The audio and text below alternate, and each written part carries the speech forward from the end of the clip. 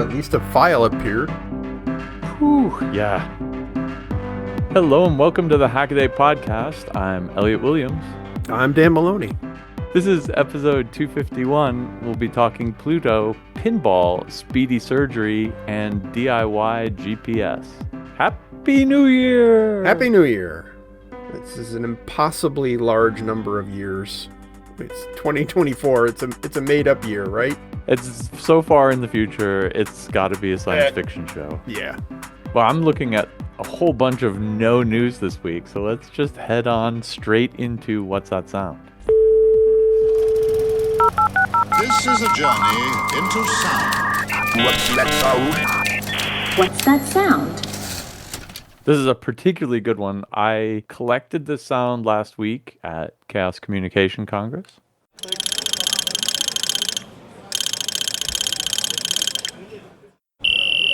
Wow. And it's actually two different machines of the same type. The first one sounded like somebody rotating something because it kind of had a to it. So almost sounded like mechanically cranked something. What could it be, though? That's extraordinarily correct in a very weird way. And that second one was very strangely chirpy. Got nothing. Yeah, these are both field telephones. They're both those old-timey war, Yep. I guess army surplus telephones that you'd run a cable out to. Yeah. And these were the two that had absolutely the strangest sound to them on the table. One of them is an Austrian field telephone, and the other was, I think, a Yugoslav field telephone. And the context here is that there's a group of people who actually run physical landline twisted pair field telephones out at a lot of different chaos events. And this year, they just put a big table out. So it was this huge round table with like 15 field telephones on it and a small portable central operating switchboard thing. To ring one of the phones, the guy would actually like turn a physical crank. You know, he'd pull the jack out of one, plug it in the other, turn the crank, and then connect them up, like an old-timey switchboard. It was so really cool, actually. But it led to this absurd situation where we're all standing around this round table and one person could call a person on the other side of the table. That's really cool. But just the demo was so cool. I remember doing a retro-tactacular on field telephone wiring and how the U.S. Army, trained the signal branch to do their splicing in the field. It had a lot about the field telephones and just cool stuff. And the idea of operating under austere conditions and getting an actual telephone system set up. I actually made a recording of all of the telephones. I put my recorder down in the middle of the table and said, "Can you just run them all for me?" Hit me. And he did. So let me see if I can find it. Let's see.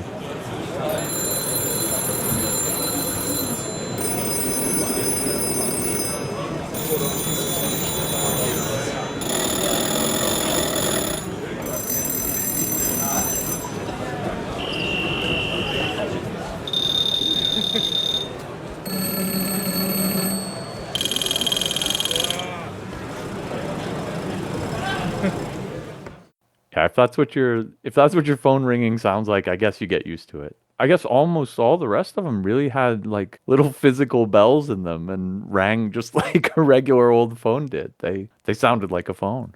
The bag phones or the field phones for the U.S. Army were always, you crank them in, you'd hear the bell.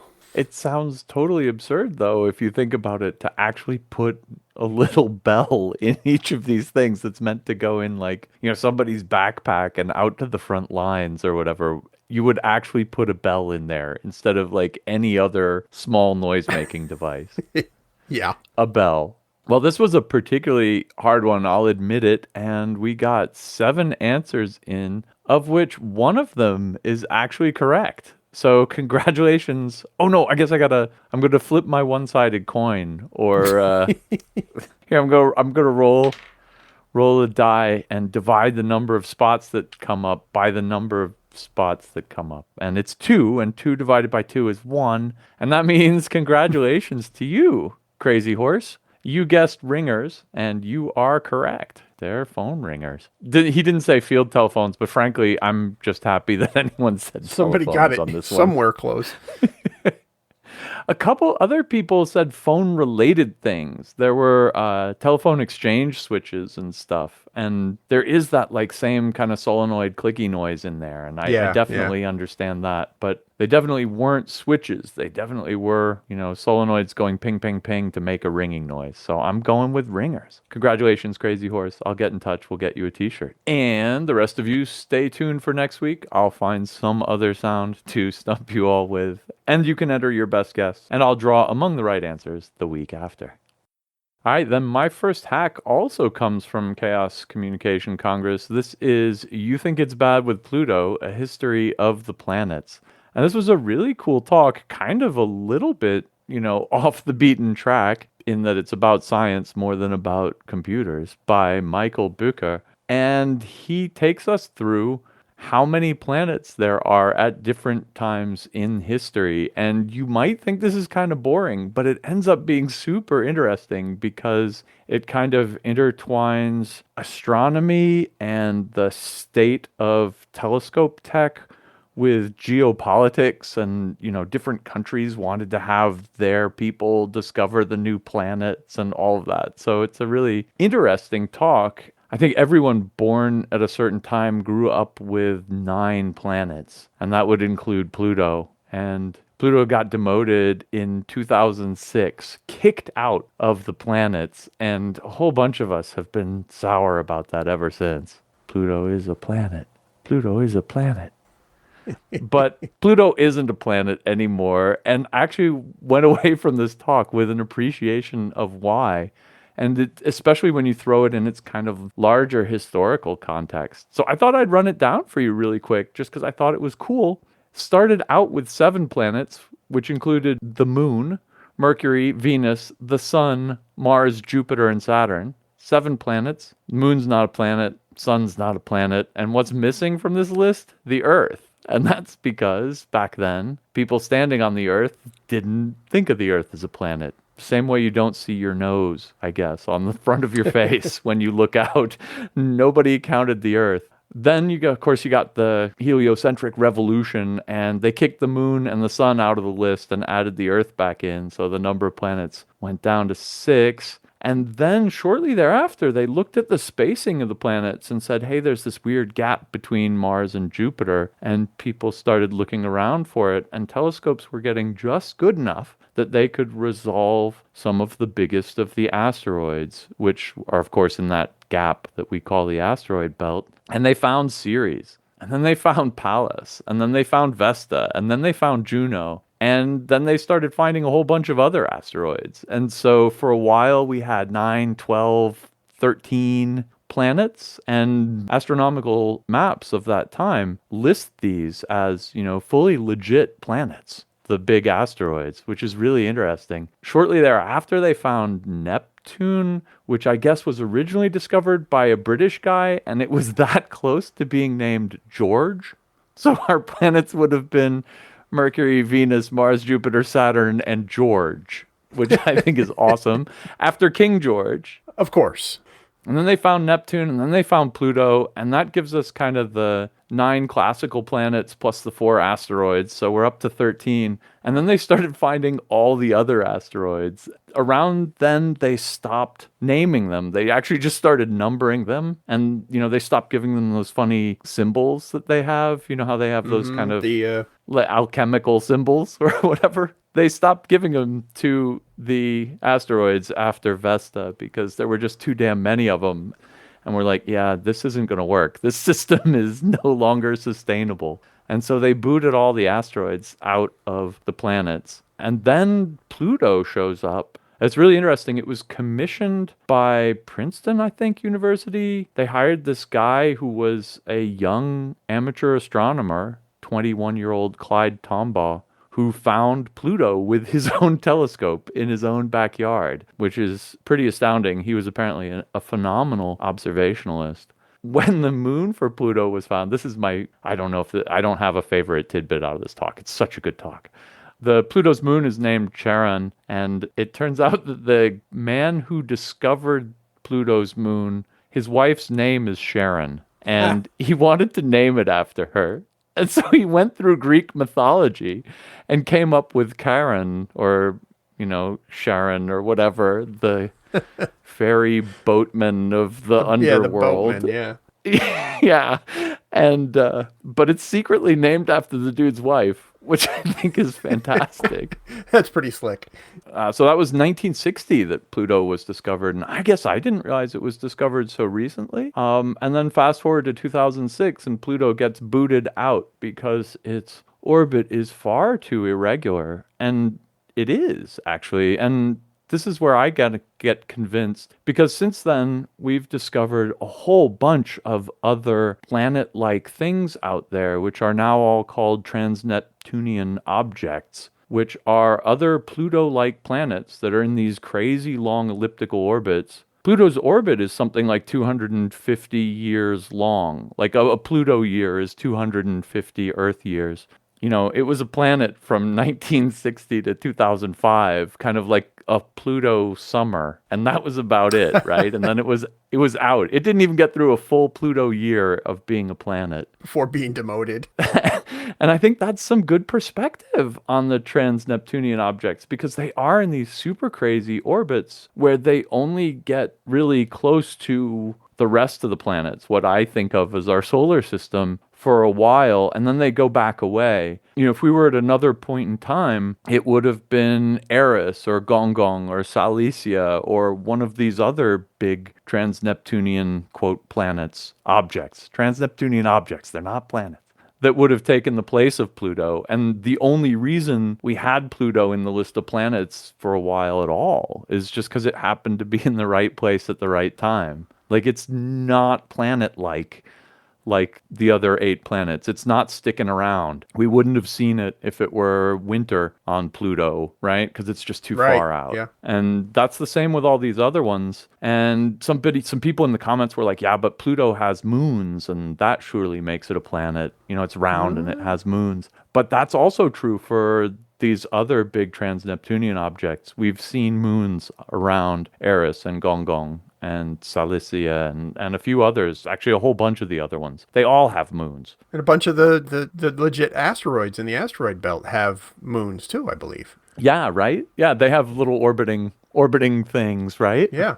And so the problem is it puts us back in that asteroid situation again. If we accept Pluto, you then have to accept another 800, 900, another 1,000 of these trans-Neptunian objects. And that really is just, really they are different. They're on these like super eccentric orbits, but just logistically, you can't imagine the mnemonic that gets you to include them all in it, right? It's like my very educated mother, and you could go on for like 17 years before you get done with all of them. So just infeasible. So I'm good with the decision now, I think, actually. In all the time that Pluto was a planet, and we all knew we had 9 planets, and heck, we even sent a plaque out to the stars that showed 9 planets, I believe, on Pioneer, right? Or was it on Voyager? There always seemed to be this weird, organization of the solar system. You had this bunch of rocky stuff in the middle, or in a way in, Mercury and Venus and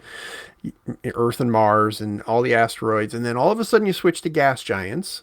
You got a whole bunch of gas giants. And then you're back to rocky. Something's wrong here. I guess. We only have, well, at the time that Pluto was a planet, we only had one solar system to compare it to. Now there are many, many solar systems to look at, and I guess it's not so unusual to find what appears to be a small rocky world outside of gas giants. So I guess that's possible, but from that perspective, the old perspective, it seemed weird that Pluto was so eccentric in its orbit and eccentric in its, for a long time, during Pluto's reign as a planet, it was inside the orbit of Neptune. Right. Nomenclature does matter. I think the best thing about this talk for me is that I did come away with a broader, less simplistic view of all of the planet-like things out there. I think there is this tremendous variety of them. And despite the fact that we have a few that are big enough that they've cleaned everything out of their orbits, You know, the asteroid belt is one of those places where it's kind of all jumbly and confused. And the trans-Neptunians are like that too. And don't even get me started on the dwarf planets, which are even further out. I mean, there's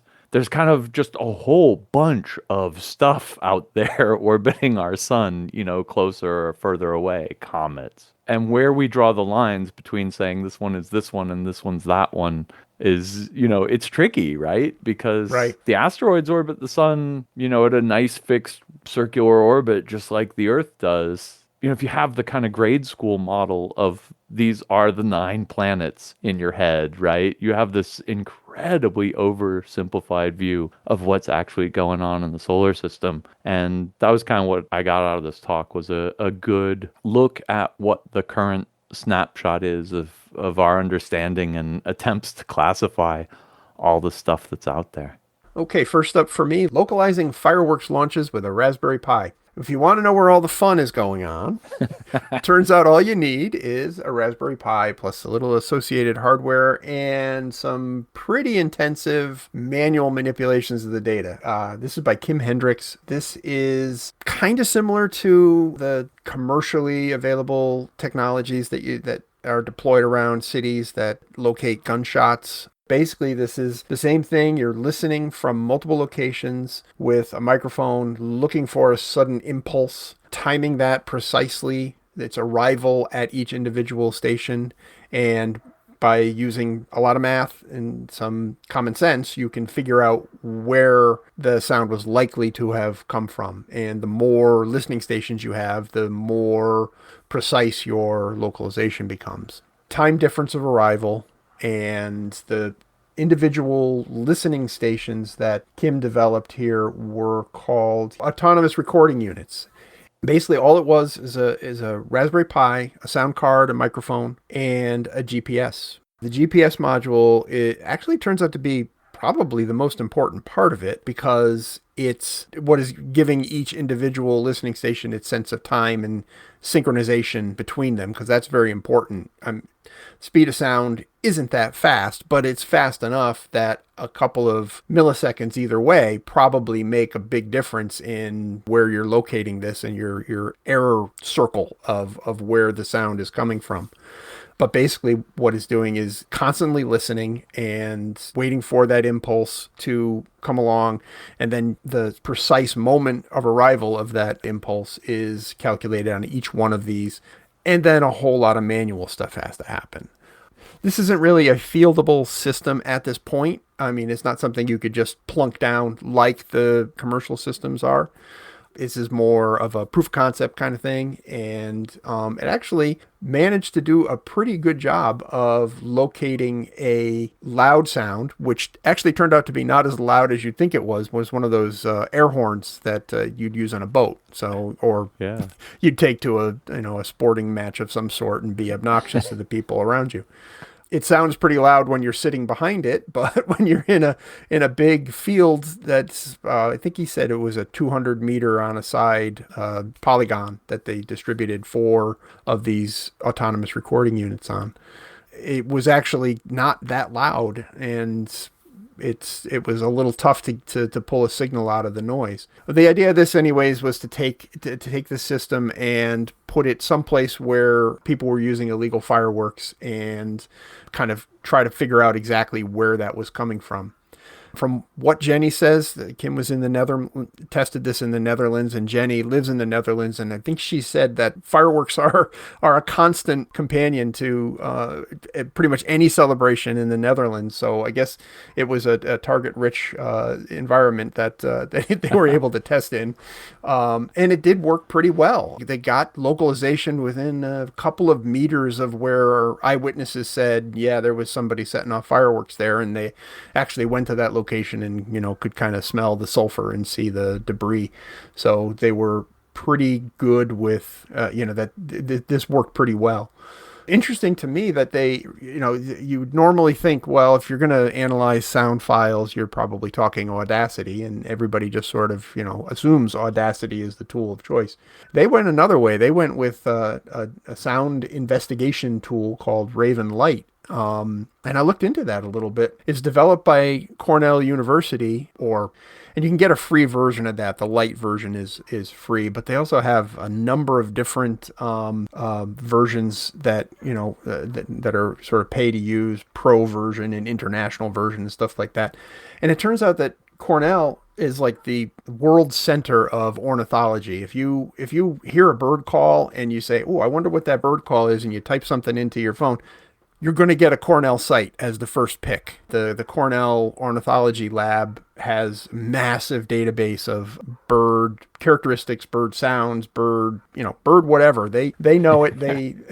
They're the ones to go to for it. And they also have a lot of hardware that's very similar to what these autonomous recording units are. It turns out you could probably, for $395, I think each, you can buy a box that's basically the same thing as this box that Kim built with a Raspberry Pi and a few things. And they use them, they kind of weatherized and ruggedized for deployment in the outdoors for monitoring wildlife or anything else out, in the open that has an acoustic signature that you might be interested in. So birds or traffic sounds or, urban sort of, even fireworks and gunshots, I suppose. I actually went to college at Cornell. I've been to the ornithology lab. I've had a friend who was working out there, actually. She was taking care of some of the birds. They actually keep birds out there at Sapsucker Woods, but then they also do like this huge data processing program. And like, if you want a bird call sample, you can head over there and get it. That's really fun. When I was there, I was just a college kid. I had no idea how weird this was to be at the place that has like the world's most comprehensive ornithology lab. I just thought, yeah, sure, schools, I guess you can study that's birds. Normal, right? Schools must have a bird department. But the project itself is really cool, and I am impressed how well they do with this. I'm kind of bummed by how much kind of hand work is done in this. How much he has to actually like go through the sound file and say, here was the sound. And I think there's got to be a way. There's got to be some quick Python code you could write up, but you could have this done pretty much instantly. But it's still very, very cool, and just shows how you could do this project fairly easily. And I do like to see that. But maybe for someone who's even more techie, this is kind of will inspire you to make your own crazy project like this and push the programming side to the next level. Go Big Red. Go Big Red. Oh, that's Cornell. Yeah. Beautiful area of the state too. Dude, it is. It's a really nice place. Winters are long, cold, and miserable. And your car rots away. It did a number on my Camry. This is true. My next hack comes from David Blair. Video feedback machine creates analog fractals. And this is actually our second write-up on this machine, but that's because this is the second major iteration of it. In fact, this one is so major an iteration that he's calling this one the God Machine, and it's pretty cool. If you think about how video feedback works, like if you've ever pointed a camera at the screen that the camera is being displayed on, you get this infinite regress of the same image. And if you do it slightly off center, that infinite regress kind of tails off toward one side or the other. That's basically what he's playing with here, except instead of pointing the camera at one screen, he's pointing it at two screens that are at 90 degrees to each other and have a 50-50, 45-degree mirror in between them. So it's kind of mixing the images from these two screens together, which makes one of them be mirror imaged relative to the other one. So he's already got this kind of weird symmetrizing thing in there. He then turns the cameras around physically. They're on these like long sticks, and that lets him spin the resulting kind of infinite tailing off fractals as he goes. The major innovation here is that he sets up a second pair of screens and camera and is able to mix between the two feeds with a video mixer and rotate the cameras all at the same time. And for good measure, he's added yet another screen and rotating camera that takes the output of all of these together. And he can mix them all together. I think he's also got a video input for a cell phone, so he can actually add video footage to it, as well as the cameras just taking pictures of still things and making fractals out of them. It's really, really pretty trippy. And all of this is, of course, live and hands-on and manipulated by him by turning these big rods that physically turn the cameras that are pointed at the screens. The whole thing is kind of analog, real time, and crazy video manipulation. But it's crazy video manipulation by building this insane feedback machine. And that's what I really like about it. Yeah, I remember the first time I actually saw video feedback, and I was, wow, surprise, surprise, on high school. I was on the AV crew. And we were recording a basketball game with the brand new video camera and separate VCR, and it was a big setup and all that. And happened to point the camera at the monitor, and I saw this like, oh my God, I broke the brand new video camera. They're gonna kill me. I had no idea. I'd never seen it before. And then I started thinking about it. It's like, oh, that's the equivalent of audio feedback, pointing the mic at the speaker, and we're seeing the same thing. And it just, but the really cool thing here is the fractal nature. I mean, it almost looks like a Mandelbrot set, some of the patterns that you're seeing, and the infinite, zoom in, and you would keep seeing more detail. If you could infinitely zoom in is really cool. Yeah. And it makes these lovely, like fern-like patterns out of it too. Right. And the fact that he can turn them and stuff makes them almost move like tentacles when he's doing it in the video. You should definitely check out the video. I love that you just said that this was like audio feedback, because the audio video parallel is super interesting. And there used to be all sorts of old video mangling devices based on this principle. And so I'm going to throw in the show notes write-up we did a few years back of the Scanimate, which I think was the biggest and baddest ever analog video synthesizer processor thing. And it is what did kind of all of those like super cheesy motion graphics from the 70s and into the mid 80s. They're, of course, long gone. Digital killed them. But it's basically a big analog synthesizer that runs, that is responsive enough to process video rate voltage signals.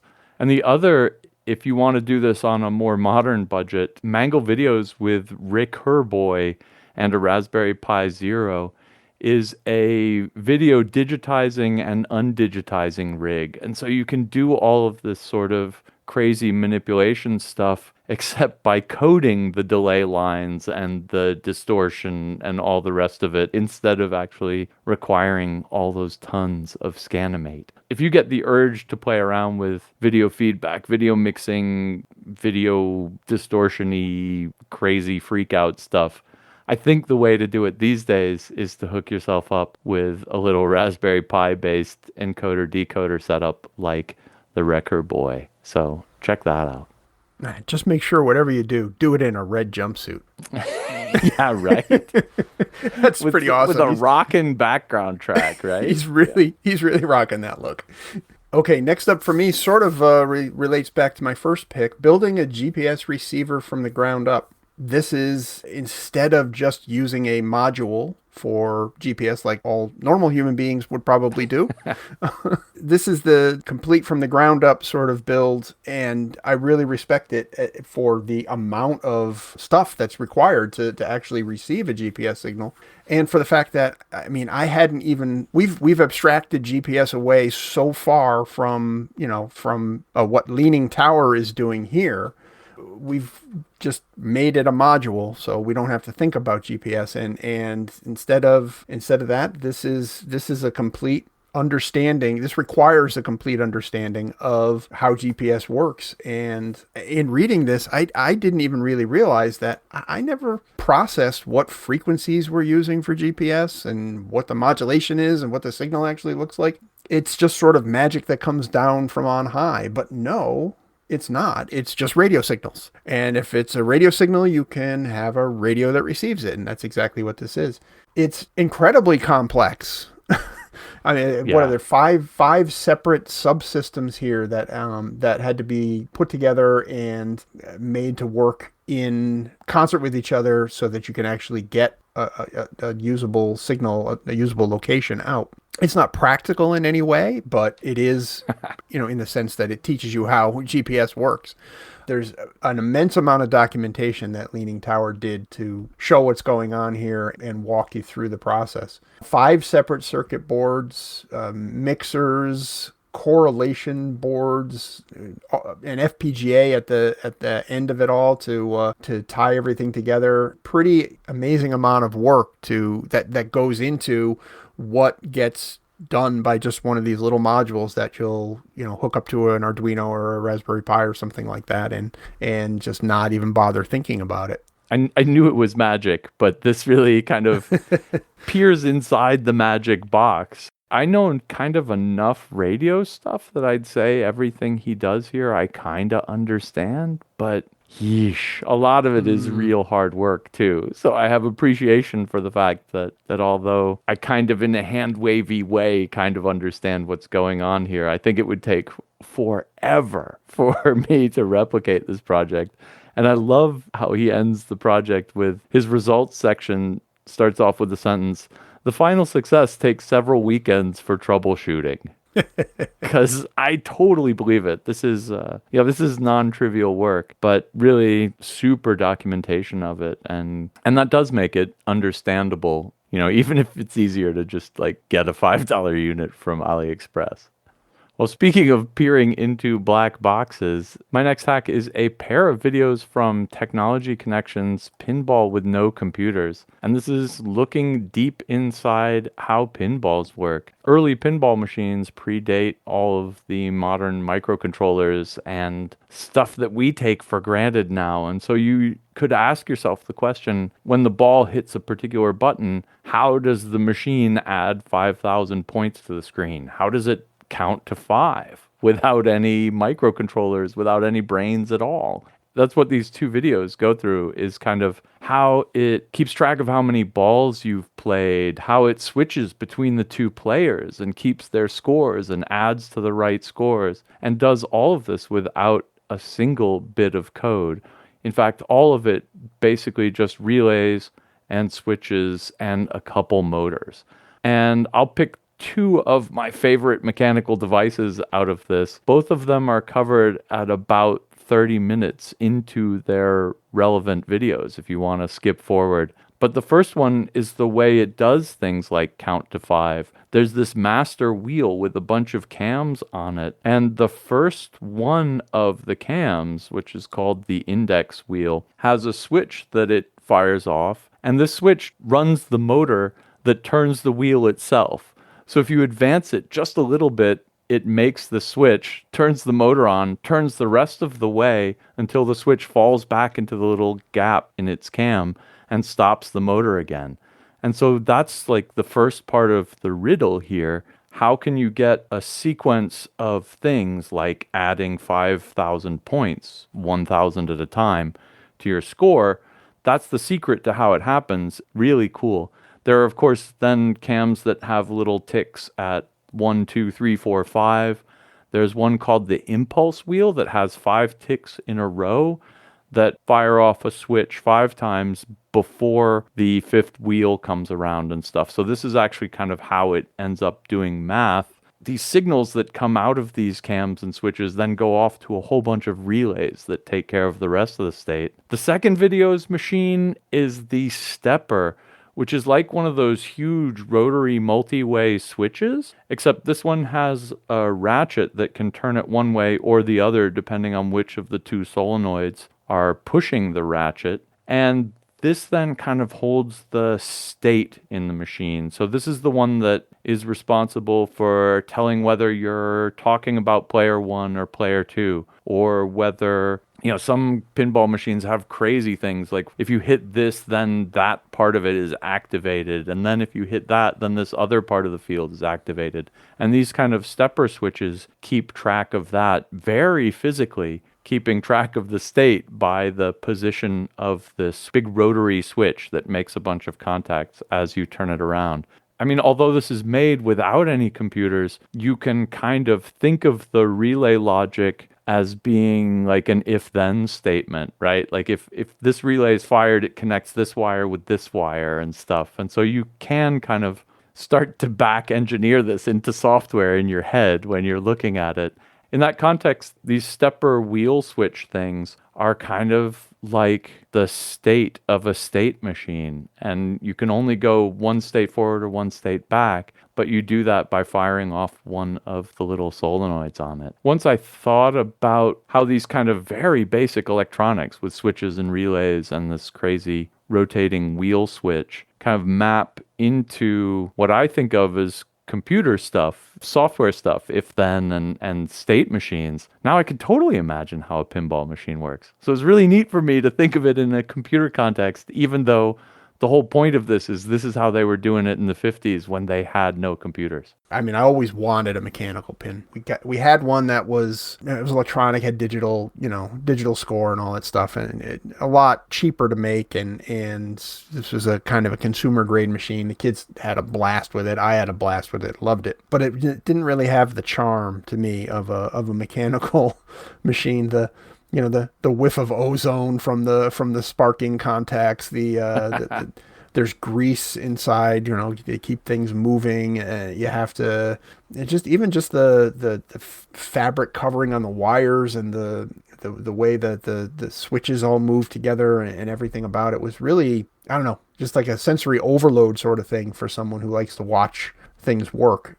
You can't really watch a digital computer work, obviously. In a digital machine, your mechanical sort of satisfaction comes from watching like the kickers and the flippers and the rollover switches and all that stuff work. And that's cool enough. But then add in all this, and the mechanical machine, add in all of this switch relay based logic to actually run the machine. Pretty amazing. I'm glad we have smaller and easier to handle logic these days, because you could make a whole computer out of this kind of relay logic and spinny wheelie cam things, and you totally could do math this way. But still, I would love to have the opportunity to open one of these up and peek inside. If you don't, these videos are probably the next best thing. I think there's going to be a third one coming up in the series too. So, if you're watching his channel and you're super into pinball, or you just want to see how they did math before computers could do math, you should check it out. Okay, my last pick is using local AI on the command line to rename images and more. So we've probably all got a bunch of files sitting around someplace in a folder of images that have basically random file names. I know I've got a bunch of them. When I take screenshots for articles, they'll just say screenshot and then the date and then a whole bunch of noise. Those are annoying to me. And apparently they were annoying to Justine Tunney too, because she wrote up a large language model running locally to rename image files based on their appearance and to do it all automatically. That's basically the gist of what this project is all about. Using a bunch of Mozilla developed tools for local large language models. So you're not depending on a cloud-based large language model like ChatGPT or any of the OpenAI offerings or anything like that. Aside from the fact that I could put this to work right away for my daily work life, like I said, those screenshot files, well, that's basically what this bash one-liner is doing. You tell it where to look for pictures, and you give it a basic prompt like the image has, or describe what you see, and the system will dump back what that image contains. And for the article, Donald Papp used our Jolly Rancher, of course, and the system spit back something like, the image has a black background with a white skull and crossbones symbol. Close. It's not really crossbones, it's crossed wrenches. Fair enough. And that's an important distinction if you're going to rename a file. Of course, we just look at it and say it's a Jolly Rancher, put jollyrancher.jpg. The system needs a little bit more help for actually renaming files in bulk. The script actually works pretty well. In the original article, there's a picture of lemurs, and it accurately picked out lemurs and accurately picked out the detail that is a bunch of baby lemurs on a mama lemur's back, and then came up with a file name that was basically that. Is it super useful compared to thumbnails? That's sort of the raging debate in the comments, which I think kind of misses the point of this.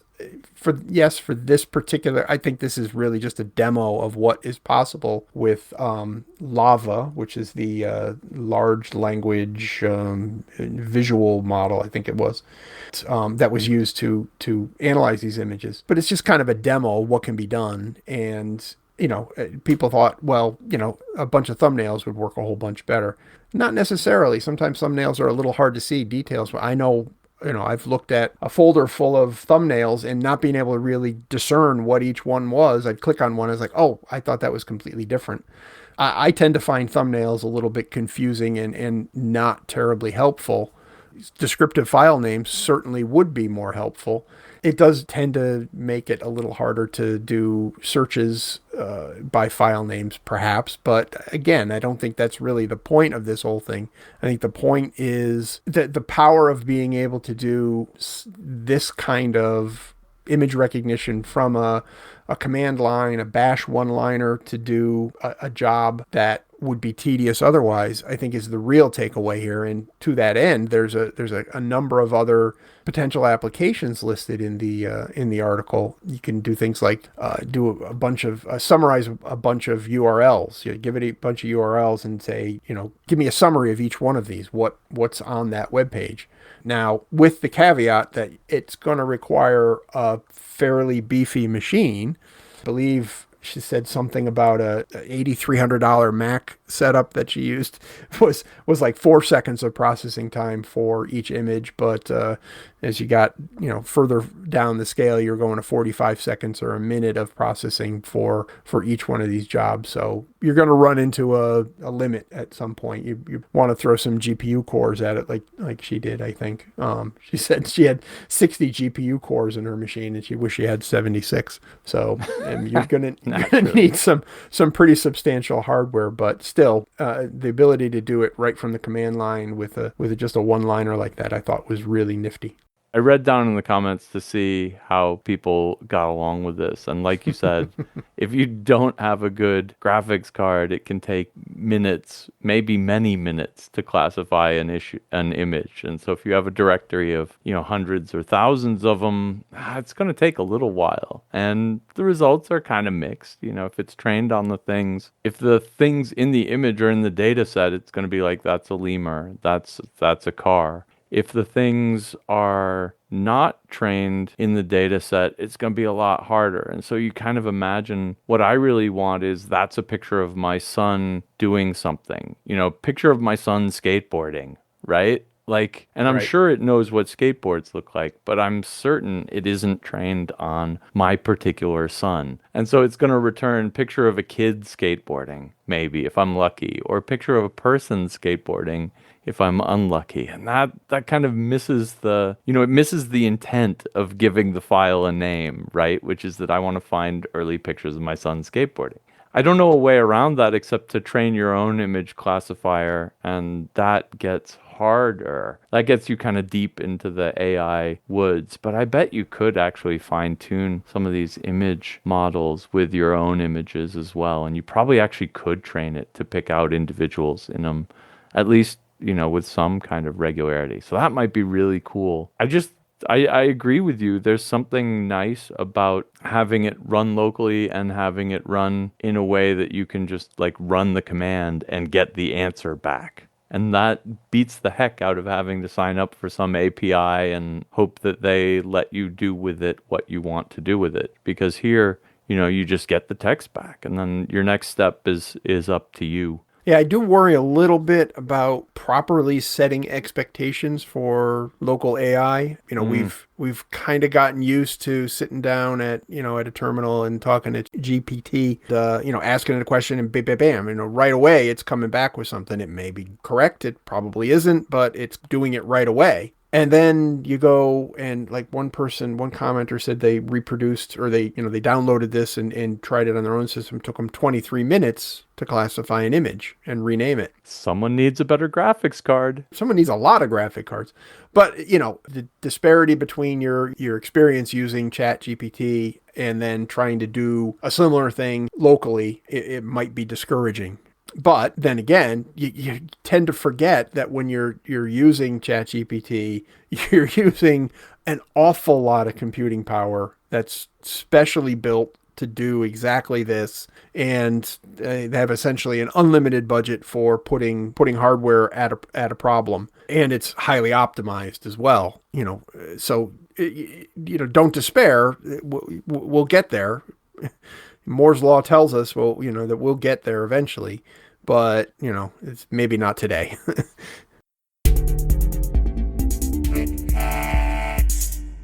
For my quick hacks this week, I wanted to pick an animated LED fireplace powered by the CH32V003, which is a particularly cheap microcontroller. This project's by Adam Anderson, Daniel Kwok, and Johan Wheeler. It is an 8x8 array of RGB LEDs in a nice PCB art fireplace-shaped frame that they made to give out to people for Christmas for about $6 each. Go check out the project. It makes fantastic graphics at a very low cost. Next up, CADR Hackerspace Explosion Scarred Scope gets plastic surgery hackerspace style. This is a scope that had a lithium battery explode near it, and its entire faceplate was destroyed. They made a new one using the tools they had at hand, which in a hackerspace is a laser cutter, a printer, a laminator machine. The things I thought were really neat here is they measured the old faceplate out and made a cardboard mock-up on the laser cutter first so that they could see that it fit up just right. And they also made replacement knobs for the thing that they printed with normal FDM printer first, but then resin printed them once they'd gotten them to look exactly like they wanted so that they feel a little bit better in the hand. Next up, a project from Cornell's ECE class, Ang, Devon, and Kaiyuan, impressively responsive air drums built using the Raspberry Pi Pico, and also the MPU 6050 gyro accelerometer IMU unit. These are really neat in their simplicity. They just put the gyros on a pair of drumsticks and record hits that way. But the way it works so well, I think, points out that they must have done a lot of fine-tuning and clever programming to make it work and be quite as responsive as it is. It's a great project, really simple but really effective. And last up, a quick shout out to HACKADAY alum Moritz von Sievers. Electroluminescent surfboard looks sharp for night surfing. He made a glow-in-the-dark surfboard with a big EL panel on it that he stenciled something from 2001 Space Odyssey on. Really looks fancy if you need to go surfing at night in the rivers of Munich. Thalkirchen represent. River surfing. Okay. Germans. Okay, my quick picks start with how to build a small solar power system, a subject near and dear to my heart. This is from Low Tech Magazine, and their illustrations are very much an example of low tech. They're almost hand drawn, but they're very charming and very informative. This is an extremely long article that goes into great detail about how to set up everything from a solar panel hooked up to a fan directly with nothing else in between, to complete systems with batteries and charge controllers and inverters and everything else you need to get running. This will answer your questions. Next up, 3D printing your own triboelectric generators, sort of staying on the theme of generating your own power. You can, if you know what you're doing, put a bunch of Teflon balls in conductive PLA tracks, wiggle the thing around, and actually get a bit of voltage out of it. This is the triboelectric nano generator. Sounds a little Star Trek-y, but it's really actually pretty simple. And you could actually build it yourself if you wanted to. And finally, developing an app for reduced gravity flying. If you've ever fancied a ride on the Vomit Comet, the KC-135 that does parabolic arches and trains astronauts and anybody who's willing to pay for admittance, and what being in zero gravity is like, you can kind of do the same thing in a private plane. You're not going to do any floating around or anything like that, but the stuff in the cabin will, if you've got this application, which basically uses the cell phone accelerometer to determine when you're in the correct zone of weightlessness and helps the pilot keep it there by flying a parabolic path.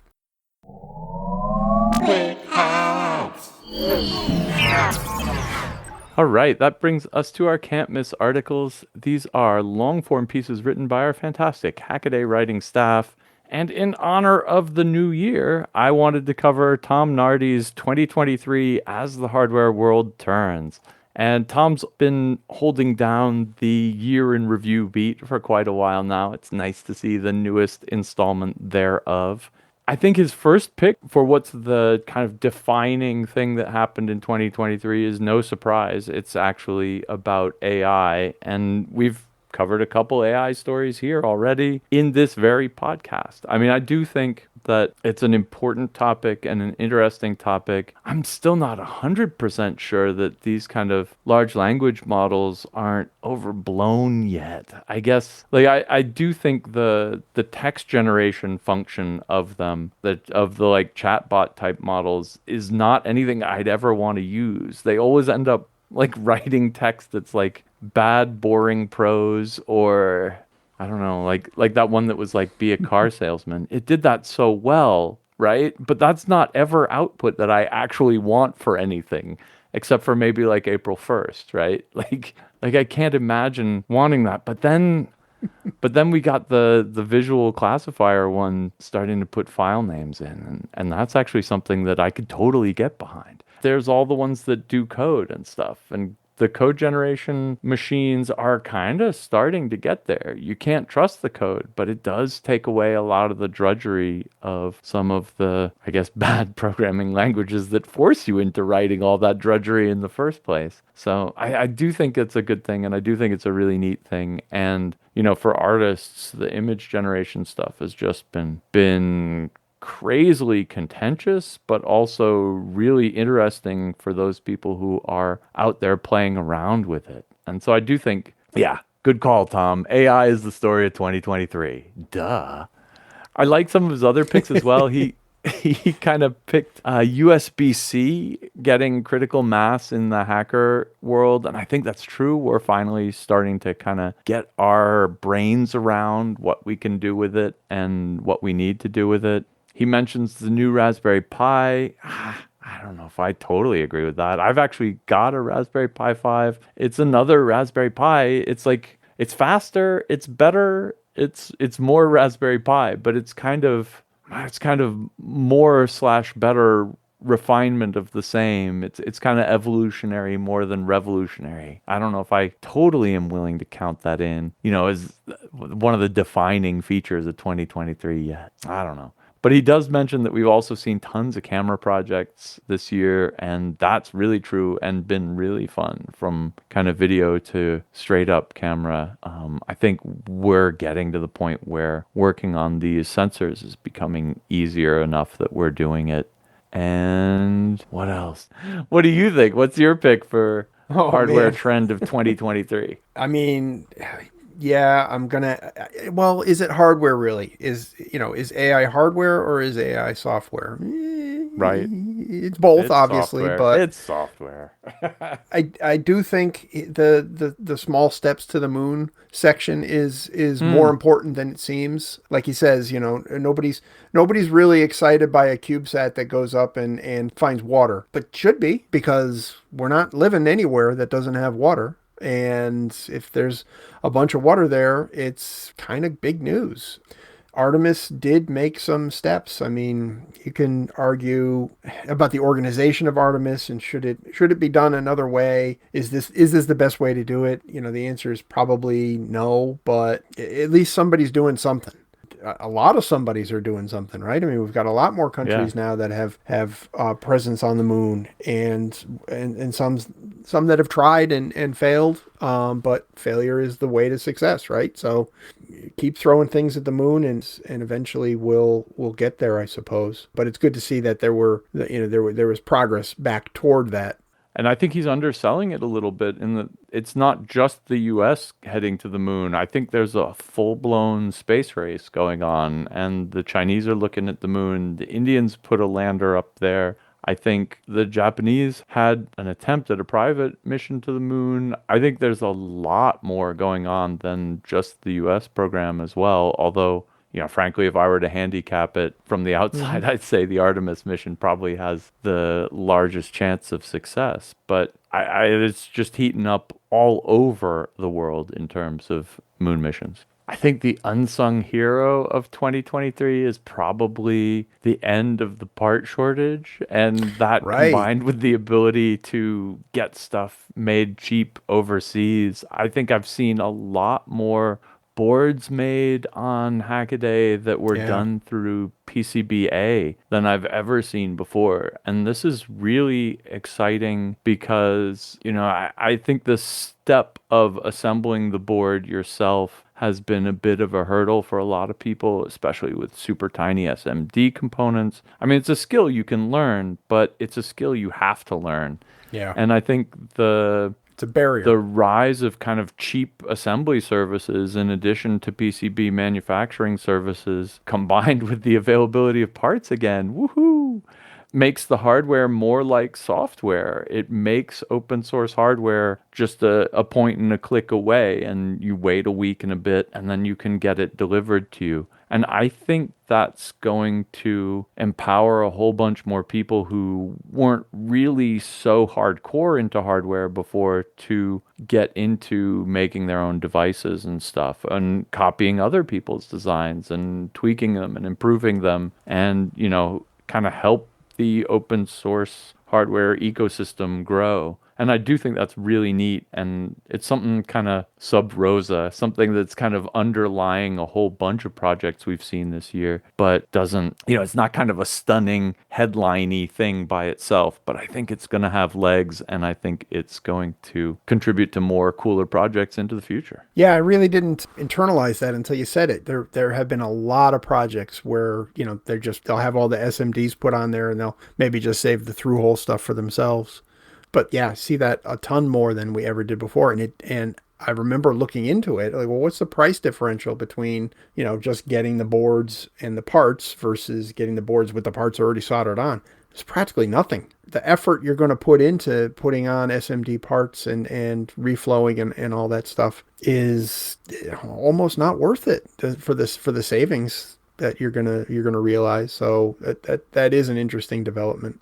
I think it's worth it because you get the skills to reflow things and rework things. Sure. And it's worth it if you really need the quick turnaround. But man, if you just want to dip your feet in the hardware manufacturing, the small scale hardware manufacturing waters, it's tremendous to have the option. And it saves you probably from having, reels of parts that, a couple of thousands, resistors of one value that you don't really need. You only needed 5 of them, but you got a reel now.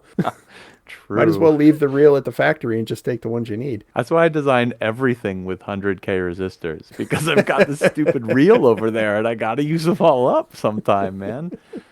The other thing Tom wanted to mention in this, but kind of didn't, was the big development in 3D printing this year, which is that 3D printers have gotten a lot faster. And this is partly due to some clever software side stuff. So pre-shaping and I don't know, I don't want to get into the whole Clipper versus Marlin thing, but also kind of a lot more XY platformy ones rather than bed slingers where the Y axis moves.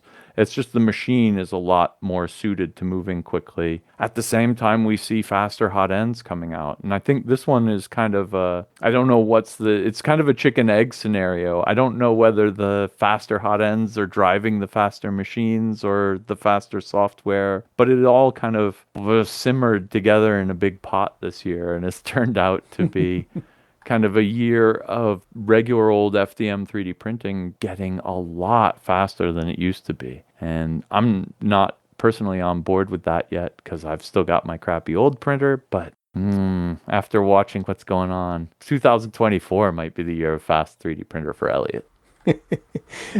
Maybe it's the year of everybody realizing too that resin printing isn't as great as everybody said it was going to be.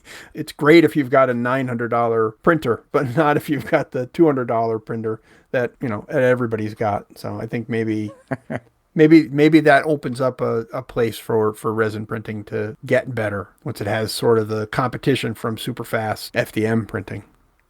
Okay, my can't miss article this week is Lewin Day's British Hospital Blast Through Waiting Lists by Slashing Surgeon Downtime. Now, this one caught my eye basically because have a history with surgery, with operations. I've spent a lot of time in operating rooms. I've seen hundreds of surgeries, various capacities, working in hospitals and hospital-related industry. So I've seen a lot of surgeries, and it's absolutely fascinating stuff. I've had a couple too, so I've seen it from both sides of the table.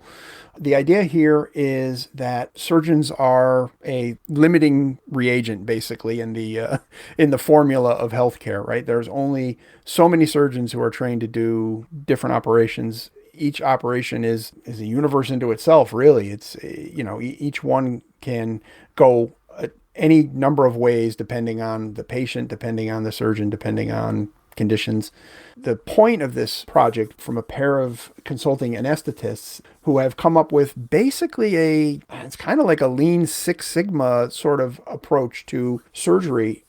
I guess in UK where this is happening, but also in other places, Lewin's in Australia, so he says it's happening there. He mentions France too.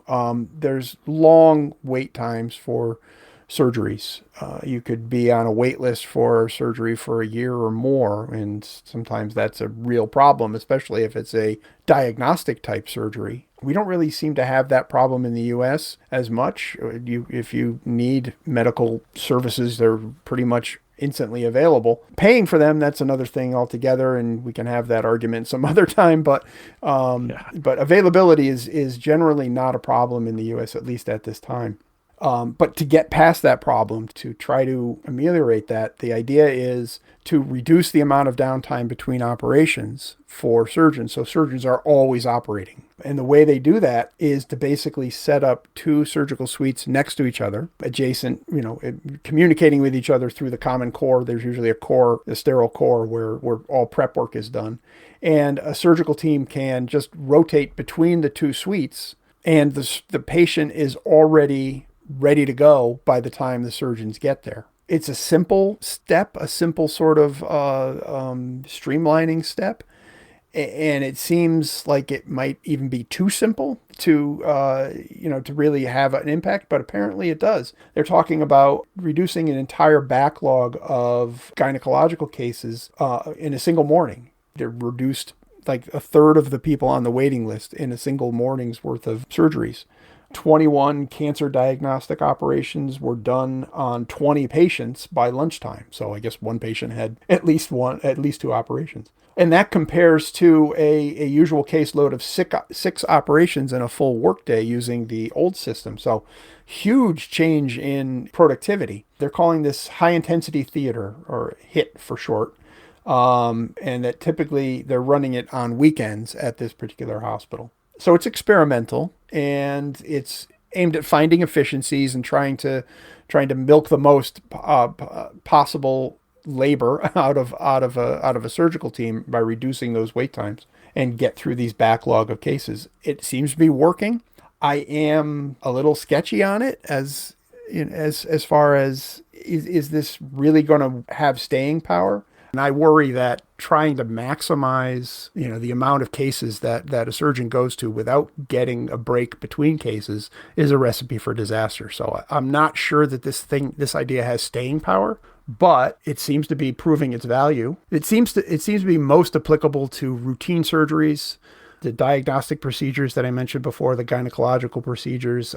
Every OR at the beginning of the day, the case list has a dozen DNCs, because that's just something that is an operation. That's a dilatation and curettage.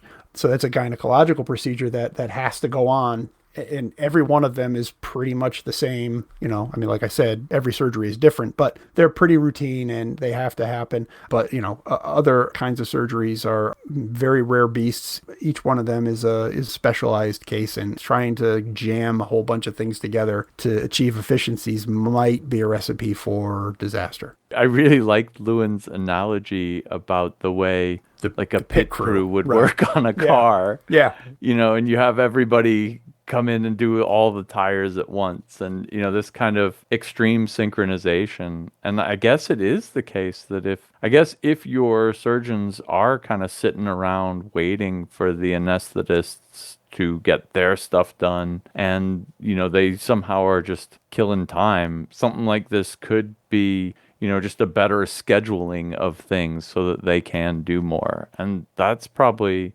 somewhat for the good. But man, I hear you. If they have a tough job already, maybe the surgeons also appreciate a little bit of the downtime. Yeah. And calling it high intensity theater when, these people already kind of have a tough and stressful job that is probably prone to burnout. Making the high intensity version of that, if they're just running the existing machine up at, 7,000 RPM instead of 4,000 RPM, that's a recipe for disaster. All right, that wraps it up for this week's HACKADAY podcast. Thanks very much for listening. If you want to follow along with the links, head on over to hackaday.com/podcast. And if you see anything cool or do anything cool, let us know. tips@hackaday.com. And until next week, keep on hacking. Whoops. Using local AI on the see? Folders full of file names Donald Papp wrote this article, and this is, ChatGTP. That's acronym rhyming. If you have all acronyms, they rhyme with each other. Let's see if it recorded. Don't even say it. Don't say it. All right, I'm going to hit stop.